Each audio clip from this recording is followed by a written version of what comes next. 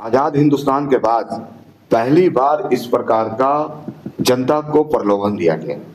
यानी जनता जब वोट के लाइन में खड़ी है, महिलाएं माता बहनें भी खड़ी है, तो उनके अकाउंट में 10-10 हजार रुपया भेजा गया, मतदाताओं को भ्रम में फंसाया गया। अब तो ये निश्चित तौर पे आप जब देखेंगे तो लगातार कई ऐसे लोग हैं भारतीय जनता पार्टी में, ये लोग सब निरमा वॉशिंग पाउडर लेके चलते हैं और दूसरे के बारे में यानी कि चले न जाने का अगना टेढ़ दूसरे के बारे में बोलते हैं। लेकिन ये लगातार जो कहीं भी बिहार हो, यूपी हो, दिल्ली हो, कहीं भी मंत्रिमंडल में देखिए कौन लोग हैं, तो भारतीय जनता पार्टी में अब अटल जी वाली भारतीय जनता पार्टी नहीं है। विजय साहू जो कि इसी लहर में जीत के भी आए समस्तीपुर के मोरवा विधानसभा सीट से। सर सबसे पहले आपका शुभकामना हम देते हैं आपको जीत का। बहुत बहुत धन्यवाद आपका जी।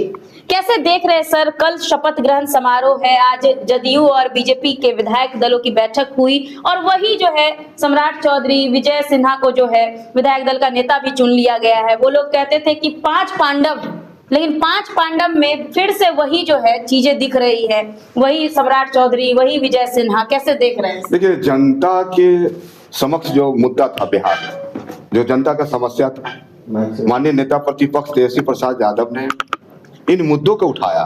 उन्होंने कहा पलायन रोकेंगे, भ्रष्टाचार खत्म करेंगे, बिहार में लॉ एंड ऑर्डर सही करेंगे, तमाम मुद्दा पर चर्चा की। एक बिहार को नए बदलने की बात की, दिशा बदलने की बात की। इन मुद्दों पर हम जनता के बीच गए थे। लेकिन आज लगातार जो परिस्थितियां हैं, हम जब आपसे कहना चाहेंगे, जब देखिए जब पोस्टल बैलेट जब बिहार में निकलता है, उसके जब गिनती होती, गणना होती है, तो पोस्टल बैलेट मतदाता कौन है? बुद्धिजीवी, कर्मचारी, यानी कि कहीं ना कहीं पढ़े लिखे लोग हैं। वो सारे लोग कहते हैं कि बिहार में बदलाव होना चाहिए और वह मुझे मत देते हैं और हम सभी जगह से हम जीतते हैं। लेकिन जब वही ईवीएम में सारे मतदाता होते हैं, बुद्धिजीवी भी होते हैं, ग्रामीण भी होते हैं, किसान भी होते हैं, मजदूर भी होते हैं, नौजवान युवा भी होते हैं, तो ईवीएम मशीन से हमारा मत गायब हो जाता है। सवाल है और उन चुनौतियों को हम लोग स्वीकार करते हैं, जिसके कारण मुझे हार हुई।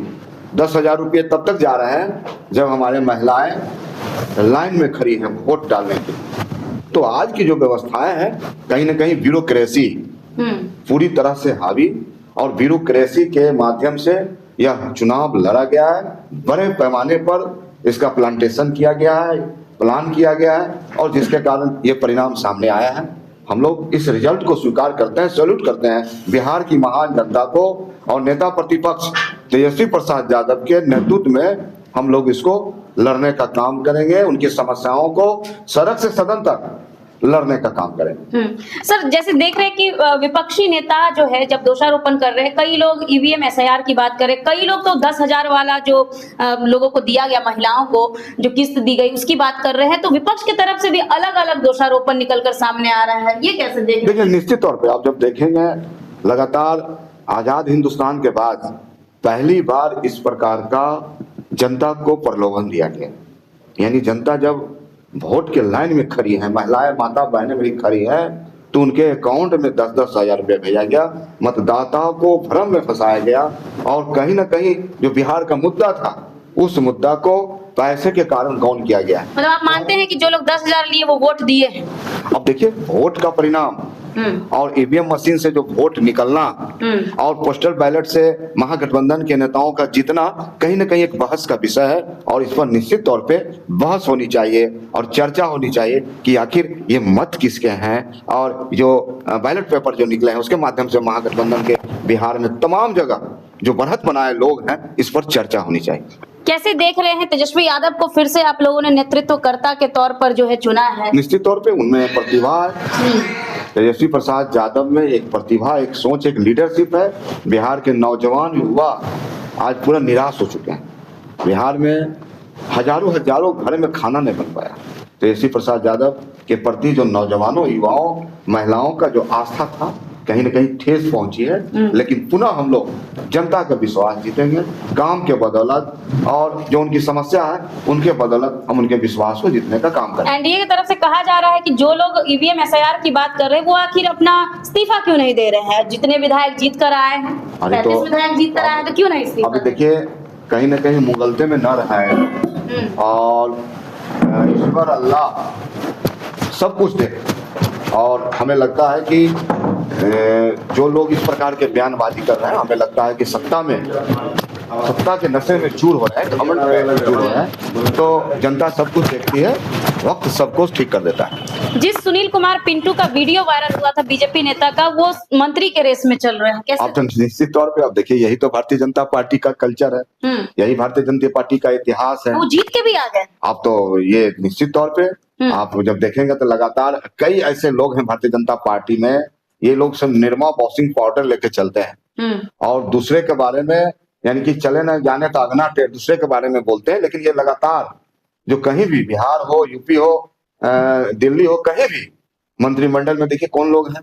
तो भारतीय जनता पार्टी में अब अटल जी वाली भारतीय जनता पार्टी नहीं है, ये अमित शाह, नरेंद्र मोदी वाली भारतीय जनता पार्टी है। यहाँ सब कुछ जायज है। अच्छा, एक सवाल और सोशल मीडिया पर उठ रहा है कि जो एनडीए के समर्थक है वो ये जरूर पूछ रहे हैं कि जो 35 विधायक जीत कर आए हैं महागठबंधन से, आखिर उन्हें भी तो जनता ने वोट दिया, वो भी तो जीत के आए, तो फिर सेटिंग कहाँ होगी? अरे निश्चित तौर पे आप देखिए, रणविजय साहू अगर मोरवा से निकल के आए हैं तो निश्चित रूप से इसके विषय में अध्ययन करना होगा, आपको समझना होगा।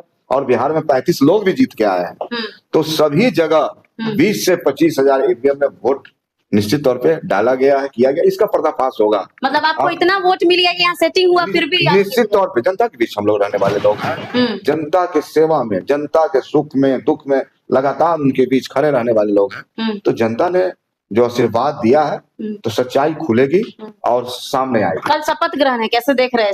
नीतीश जी को सीएम बना रहे हैं? और शुभकामना है बिहार को। इन्होंने जो वादा किया, इन्होंने क्या वादा किया?